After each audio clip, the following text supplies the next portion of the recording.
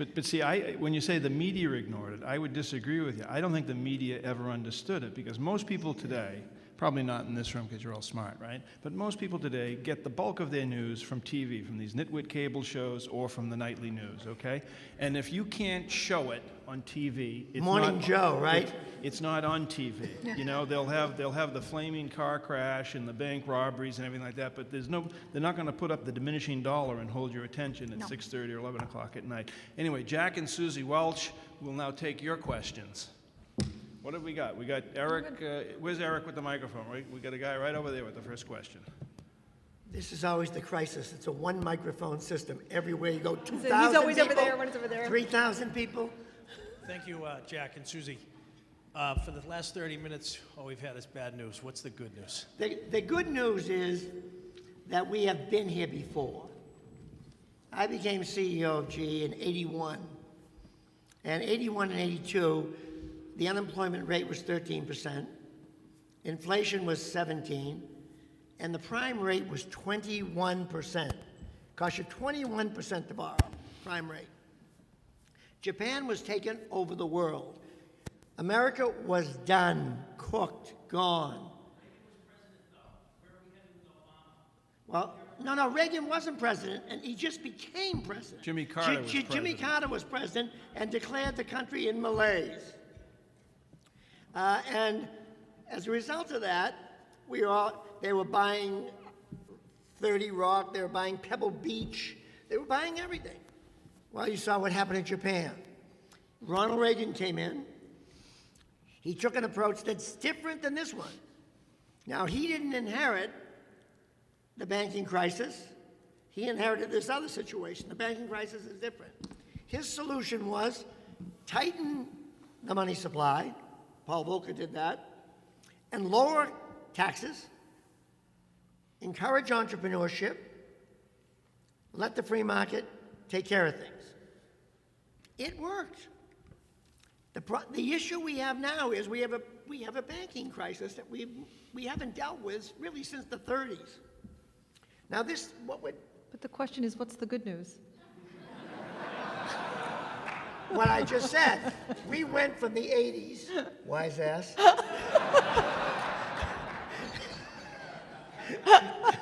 we went from the 80s to the next 27 years of boom, some bust, but boom.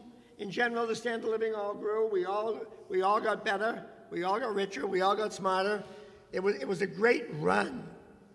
And so I think this is a period. If these policies that we're putting in now don't work, and we'll know in 4 years, 5 years, they'll throw these guys out. And we're resilient. We're an amazing country. We'll fight back and we'll start again. That's the good news. The good news is these guys are trying something. I have enormous doubts about it. A lot of people have a lot of faith in it. We'll see who's right or wrong. We all hope they're right and I'm wrong. That's good for everybody. I mean, the good news is obvious. You're right. This is America. Yeah, that's the good news. That's the I mean, good we're news. a pack of babies. Talk to your grandparents, your parents. You know, they came through a depression. They fought a war on two fronts. They came back. They bought homes with GI Bills, VA loans. They built a national highway system that allowed people to live in Acton instead of, Dorchester. I mean, we did it. And for Christ's sakes, just because, your 401 is off $50 a week, you're weeping and crying and pissing and moaning, cut it out.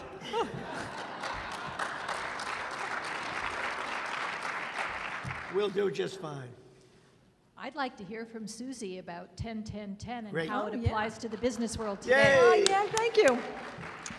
Well, thank you. That's not a plant, right? We are not related. And 10-10-10 is a decision-making tool that I first came to me about 13 years ago when I found myself as a young working mother with 4 kids and a full-time job, and I had a life that looked perfect from the outside. It was the perfect picture. I had sort of 4 above-average children. I had a nice job.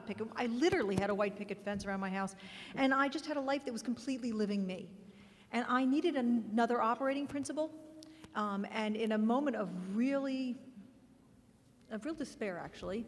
I had this idea that I could go forward. I couldn't do anything about the past. The past was just a mess. I'd spent a lot of time making everyone happy but myself, and I needed to get a grip. And I came up with this idea very, very briefly, that if I went forward and I made my decisions thinking about all of my options and thinking about not just the expedient options, not just the obvious options, but all the options, and considering their consequences in the immediate future, 10 minutes, foreseeable future, 10 months, and the long distance future of the life I wanted to create, 10 years.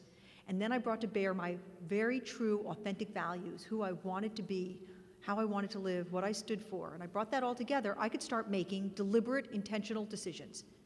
Okay, that just was the thought. And then it started to work. It worked incredibly well. Like, it worked. You gotta talk about how you do it with values. I said that he's trying to get back at me for that comment earlier about the, but if you have to bring those values into it. I mean, if you don't, it's just a device, really, 10, 10, 10, and it works very well as a device. I've seen people just use it as a quick decision-making device, but if you don't bring your values into it, it doesn't become fully transformative.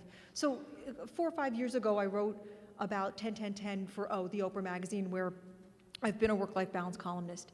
And I started hearing very quickly back how other people use this process other than myself. And since that time, I've heard about entrepreneurs using it to start businesses. I've heard about people using it to end or begin relationships. Parents use it. I have used it always as a parent. And I've seen its full power, and that is how the book ended up coming to be. Since I went on the road, the book was published April 14th, since I've gone on the road, ways 10, 10, 10 works I never could have imagined. But what it does is it introduces into your life a kind of values-driven, proactive decision-making, as opposed to what we typically make decisions on, which I call the 2 deadly Gs, gut and guilt. And if you think about it, a good portion of your decisions is sort of gut, guilt, gut, guilt, gut. You go back and forth, and you're trying to avoid the pouty child or the sulky boss or the embarrassment or all sorts of things. But if you could sort of make your decisions one by one, you can actually build a much more centered life. And that's 10, 10, 10. Thank you so much for asking about it. No. Why don't you, though, spend a second and mention the 3 questions that one asks? Yeah. You've been given those. Ask one to define their authentic self. Yeah, Jack has been on the road with me long enough that he's been in enough audiences that he's seen people raise their hands at the end and say, but I either say 2 things, like, I know my values or I don't know my values, or how do you actually get to your values? And in the book, there's a chapter on excavating your values, so that if you are not sure of your values, which is more common than the alternative. I have discovered on the road and working with people, more people are not aware or not able to articulate their values than the other way, believe it or not. So I have 3 questions that begin this process, okay? The first question is, fast forward to your 70th birthday party, and now just think about that party and think what would make you cry from regret. Now, if you don't think that's a defining question, let me tell you that I've heard so many different kinds of answers to that question. I've heard people say that I sank my family's company. I've heard people say that I was not surrounded by my children. And then I have a friend, Jack and I both have a friend, where I asked him that question as part of a 10-10-10 process, and he said to me, the knowledge that my obituary would not appear on the front page of the New York Times. So very different values, yeah? So the second question, a values excavation question, is what do you want people to say about you when you're not in the room?